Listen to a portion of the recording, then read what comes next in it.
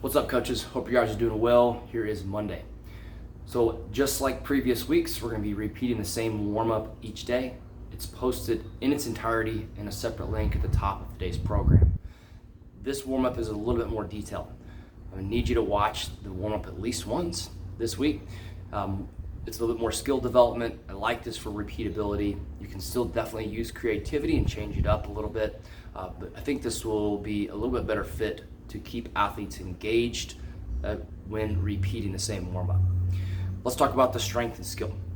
So we're going to be completing 3 rounds. Each round is going to be a giant set, all 3 movements back to back without rest, and then a 2-minute rest before we cycle back through. We have 5 to 20 ring push-ups at a 3-1 x0 tempo. 1, 2, 3, 1, up, 1, 2, 3, 1, up. That 1 second pause takes place at just below 90 degrees, which should put the ring in contact lightly with the bicep and the chest. We want to go until we have 2 to 3 reps left in the tank, meaning do not go to muscle failure. Now, we want people to concentrate on less repetition at a harder angle. So we prefer 5 to 7 reps here versus 15 to 20 here. So have them walk into a place where they can clearly get at least 5 unbroken repetitions with that particular tempo. Once they finish the active range of motion push-ups, they're going to drop, shake it out a little bit, and then immediately establish the half push-up hold. So with the rings, they're going to be using the rings. With the rings, they're going to be coming down to 90 degrees. They're going to hold here, keeping the elbows tight to the body, not letting them flare out and away. Elbows tight, and from here, holding for 15 to 20 seconds. The rings are fabulous for this because they can modify with their angle to make sure they're keeping a perfect straight tight body, quads locked, glutes squeezed, abs down and tight, shoulders in a perfect straight line down to the hip. They can hit those things based on their strength level by moving their angle. All right, so we want to stay very tight. We want to hit that time component of 15 to 20 seconds. We're finishing now with a set of 15 banded tricep pushdowns. So hooking the band up on top and going up just like we're getting ready to do a pull-up, and then setting in, and then 1, 2. I'm only coming to 90 degrees, and I'm only moving from the elbow joint. I'm keeping my shoulders down and away from my ears consistently. They control the resistance by how hard they grab, or how high they grab, I should say. The lower grab makes it easier, the higher grab makes it harder. All right, let's take a look at our workout. All right, so for our workout, guys, we have an on-the-minute piece. This on-the-minute piece should feel like alternating between a strength stimulus on the even minutes and a conditioning stimulus on the odd minutes. So we're gonna go back and forth here, 16-minute on-the-minute style, until we've done 8 intervals of each. So the even minutes is gonna be a combination of strict pull-ups and dumbbell or kettlebell thrusters.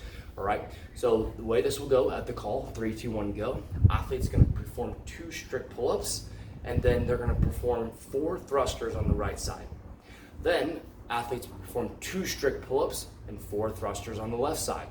So each interval with those even minutes is gonna be a total of 4 strict pull-ups and 8 thrusters.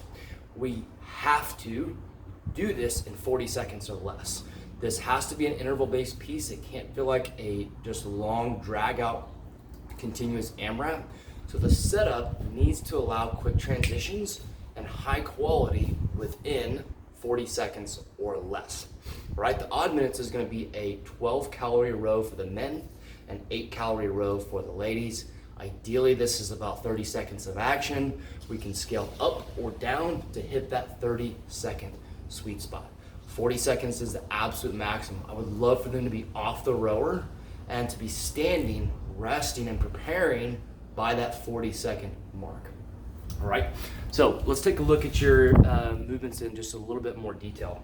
So the strict pull-ups here, 100% strength-based. That means that we want strict controlled reps. No swinging, no kipping, no wiggling.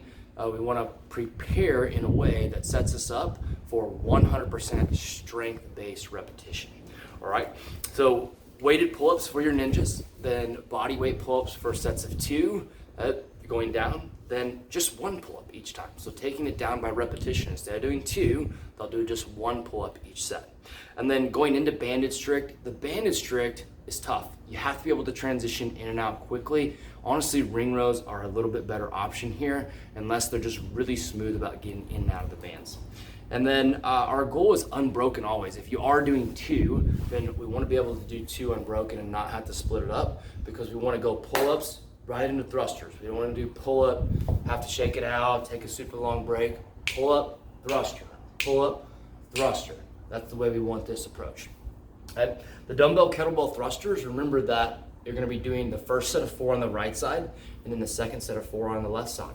We want this to feel like a really, really explosive piece where I have a weight that allows me to move through this. I'm going to pull down and 1, pull down, 2. I'm going to do that for my 4 repetitions, and then when I get to that left side, I'm able to pull down, and you're able to see a clear, explosive drive out of the bottom, and then you're establishing in that 1 second pause at the top of every rep before you go into that next repetition. All right? Really focus on being explosive. The row, sweet spot, 25 to 35 seconds. Gotta be under 40. This should feel like a fast but repeatable burst. We want enough to leave mojo in the tank for the strength.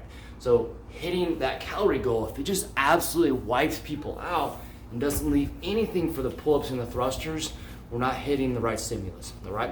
This should feel like, yes, it's tough, but after that 20-second break, we're able to gear back up and put quality back into the pull-up and thruster combo, all right? So what I would do here, run a primer. You want to run a full even odd cycle. What that means is you're going to go ahead and do the even minute in its entirety, and then the odd minute in its entirety, all right? And then people can adjust. They can say, wow, that hit exactly what you were talking about. I'm going to go with it. Or there's no way I'm going to keep that up over the course of 16 minutes. All right, I'm going to struggle too much. I'm not going to hit my stimulus. I need to adjust this in some way.